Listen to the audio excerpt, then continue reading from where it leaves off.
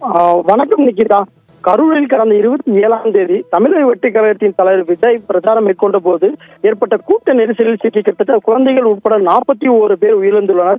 இச்சம்பவம் தொடர்பாக தமிழக வெற்றி கழகத்தின் பொதுச் செயலாளர் புஷி ஆனந்த், இணைச் செயலாளர் சிடிஆர் நிர்மல்குமார், தவேக கரூர் மாவட்ட செயலர் மதியழகன் ஆகியோர் மீது 5 பிரிவுகளில் கரூர் நகர போலீசார் வழக்கு பதிவு செய்துள்ளனர். இந்த சம்பவம் தொடர்பாக கரூர் மேற்கு செயலாளர் மதியழகனை தனிப்படை போலீசார் சில தினங்களுக்கு கைது செய்துள்ள நிலையில் நீதிமன்ற காவலில் சிறையுள்ள நிலையில் புஷி ஆனந்த், நிர்மல்குமார் ஆகியோர் முன்ஜாமீன் கோரி சென்னை உயர்நீதிமன்ற மதுரை அமர்வில் தனித்தனியாக மனு தாக்கல் செய்துள்ளனர். அதேபோல் புஷி ஆனந்த் மனுவில் தன் மீது பொய்யான குற்றச்சாட்டுகளை முன்வைத்து வழக்கு பதிவு செய்யப்பட்டுள்ளதாகவும், பரப்புரையின் போது போலீசார் போதுமான பாதுகாப்பு வழங்கவில்லை, தானும் கட்சியினரும் மட்டுமே தான் கூட்டத்தில் ஒழுங்குபடுத்தியதாகவும், கூட்டத்தில் குண்டர்கள் உள்ளே புகுந்த கற்கள் மற்றும் செருப்புகள் வீசினரும் குறிப்பிட்டுள்ளார். நிக்கிதா, இதனிடையே பிரச்சார கூட்டத்தில் ஏற்பட்ட கூட்ட நெரிசலில் 41 பேர் உயிரிழந்த வாரத்தில் சரி என்றும் இச்சம்பவம் குறித்து சிபிஐ விசாரணை கோரி மதுரையை சேர்ந்த சமூக ஆர்வலர் கே ரமேஷ், கதிரேசன், தங்கம் உள்ளிட்டோர் 7 பொதுநல வழக்குகள் தாக்கல் செய்துள்ளனர். அந்த 7 பொதுநல வழக்குகள் மற்றும் இந்த ஜாமீன் வழக்குகள் சேர்த்து இந்த தினம் 9 வழக்குகள் தற்போது விசாரணை மேற்கொள்ள இருக்கின்றது.